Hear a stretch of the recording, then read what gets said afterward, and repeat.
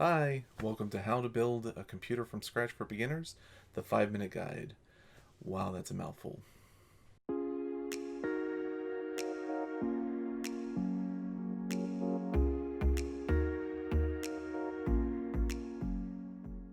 So this video is a series of videos that we're going to talk a little bit about components that you need for a computer, specifically a desktop computer. Try to stick to about 5 minutes for each video. The first component we're going to talk about is the CPU. So in the past, we've had to answer one important question when building a computer. What am I planning on doing with this computer? Just within the past few years, it seems like it's becoming less and less important. Pretty much gaming, performance, productivity, and stuff like that.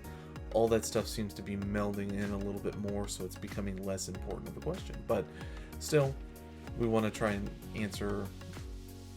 We still want to try and answer that. I'll have in the breakdown, different levels of CPUs later in the video. We'll address specific models and kind of where they fall and how they perform. Right now, we're going to talk about two major brands, which is Intel and AMD. In the last 10 years or so, Intel's been pretty much the big dog in the industry. Just within the last couple of years, AMD with their Ryzen project, Ryzen CPUs, have started to make a comeback.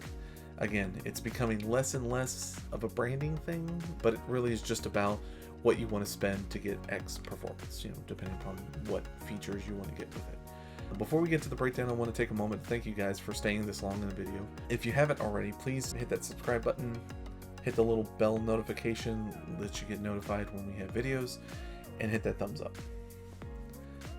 As a side note, this is only for desktops. I think I mentioned that, and not laptops. Laptops have different power limitations as well as kind of heat distributions. So really just the building that I'm talking about is really just specific to desktops. So let's move into the breakdown here. So if you're looking to do some light gaming productivity, really just opening up some web browsers. If you were going to work on a Word document, maybe an Excel, not a very large Excel document, but some light productivity stuff, checking your emails, stuff of that nature.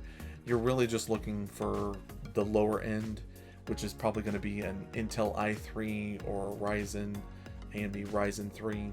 Generally, those are the lower end of the tiers.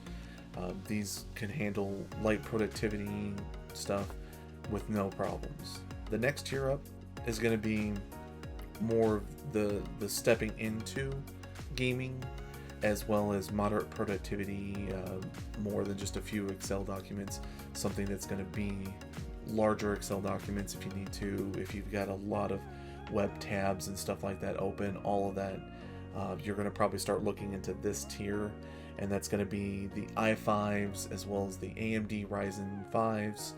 Those are going to start to be the middle ground CPU. The last tier is going to be the highest tier, high-end gamer, really good productivity.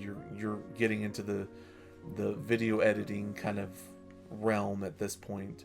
We're looking probably about the i7s to i9 for Intels, and the Ryzen 7s and Ryzen 9s. Weird that they're using the same number configurations, which is probably good. It's probably less confusing in the sense that if you're going 7s or 9s, doesn't really matter. That's the higher tiers.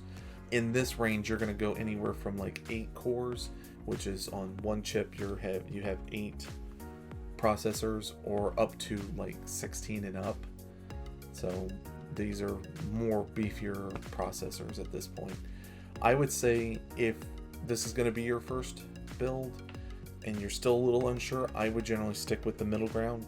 The i5s or the Ryzen 5s are a good start. They can handle a wide range of things without breaking the bank. I've listed all the recommendations I've talked about in the description below. Check them out and hit me up with any questions and comments. Thanks for watching How to Build a Computer from Scratch for Beginners, the 5-minute guide. We'll see you in the next video.